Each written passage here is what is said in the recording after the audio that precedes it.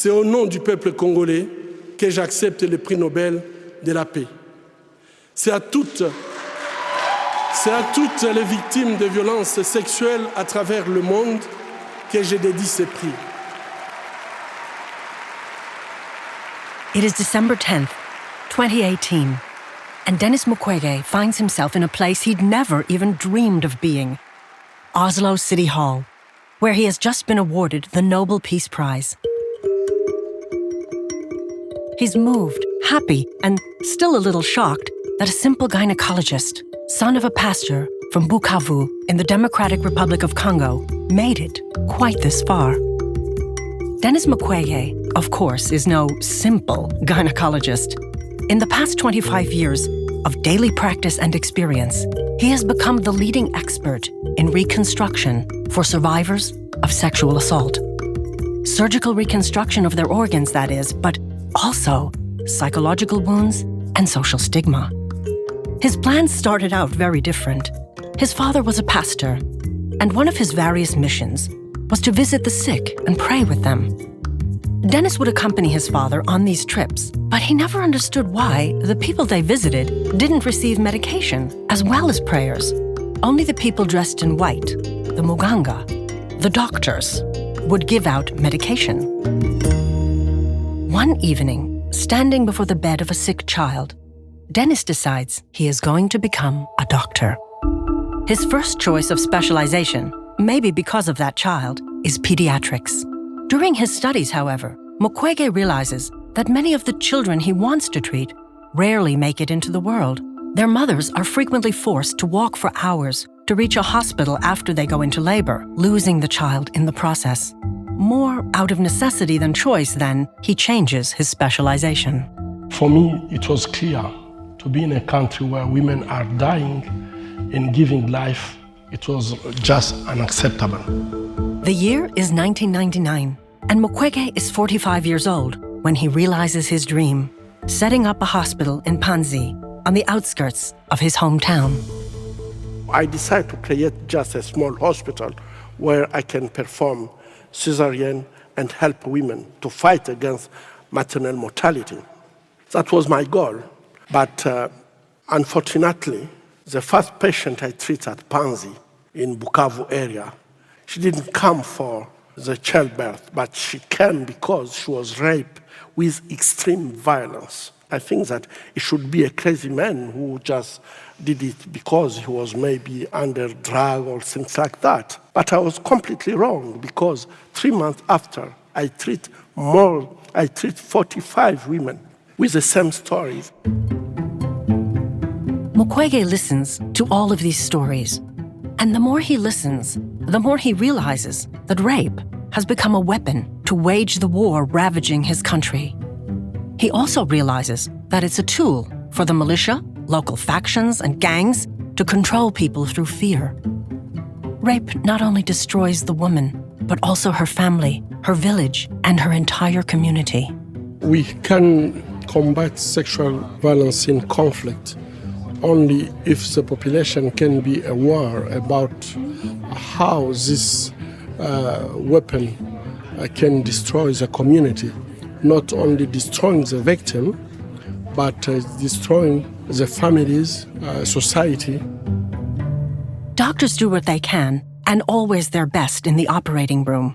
The destruction left behind by sexual violence, however, isn't just of the body.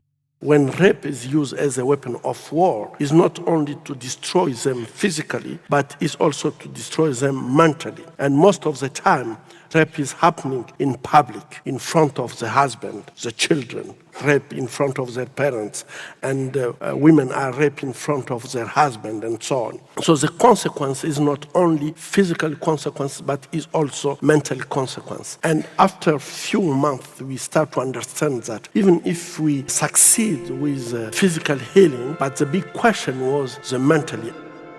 What he sets up at the Panzi Hospital is something that Mukwege calls a holistic system.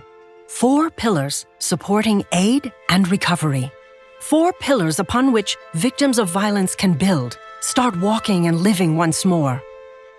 The path is long and not easy. Bodies are healed, minds are healed through psychological support to process both the trauma and guilt, unfortunately common for all women subjected to this form of violence. But there is also the need for something else. Crucially, a form of social rehabilitation for these women, which requires financial independence. Most of the women are rejected after to be raped. They are rejected by the family, the community. And it's very important for them to treat their emotion also is to reintegrate them in their community. So we create the third pillar with the socioeconomic support. And lastly, but definitely not least important, a final piece, legal assistance. The last pillar is the legal assistance. For the dignity, most of the time women are coming back at the hospital to ask us how we can support them to go to justice. So at the hospital now we have a program with 7 lawyers who can make the files for victims and accompany them to the court. Mukwege and the Panzi Foundation's work in the Lavazza Calendar 2024, More Than Us, has become a dreamscape of women, butterflies, embraces and smiles, as conceived and realized by photographer Daniel Obasi. One of the subjects is Neema Rukunghu, Dr. Nene as she is known by many, the lead gynecologist for the team working with sexual violence victims. I am an expert on the holistic model of care for survivors. I have worked with survivors for 20 years and have witnessed firsthand the devastating impact of sexual violence on women, physically and mentally. What you need to know is that care and compassion are really essential part of the Panzi holistic model because that helps us to build trust. This is very important, and trust is the key to healing. The trust helps women to regain their sense of normalcy and confidence, and this also empowers them to reintegrate the society or the community. The photo shoots really help to show this relationship, but also it helps to show the transformation, the beautiful transformation that can be when a woman a survivor, arrived at the hospital with the care and compassion care. A survivor arrived at the hospital as a victim, but she lived as a survivor. That means she transformed all the pain on power. And this is the really good message we need to give. I believe really that the photo can be a powerful tool for raising awareness about the issue of sexual and gender-based violence and promoting healing and social reintegration for survivors. That means also all the survivors that will see it, will look on the picture, it can build hope again on them. The road leading to the birth of the Panzi Foundation was not an easy one. Dr. Mukwege's accusations, his stances, his opinions have painted a target on his back. Not only is his life in danger, but also that of his wife, Madeleine, and their 5 children, who were targeted during an attack in October 2012. There, at my door, 5 people with guns were waiting for me. And my 2 daughters were taken in hostage in the house. And this really was a terrible thing because one of my friend and guard tried to protect me. When the men start to shoot on me, he just go to try to take his guns, but he was the one who got the bullet, and me and him, we just fall down in the blood, and it was terrible, terrible things. Despite the necessarily sheltered life and forced exiles, Mukwege and his hospital are living testimony that the horrors that the government, along with the international community, has no intention to deal with. Now, as we know, rape in conflict is as a crime of war, and this should be addressed by also the international community. But sometimes we have impression that the international community is so weak to address this kind of questions.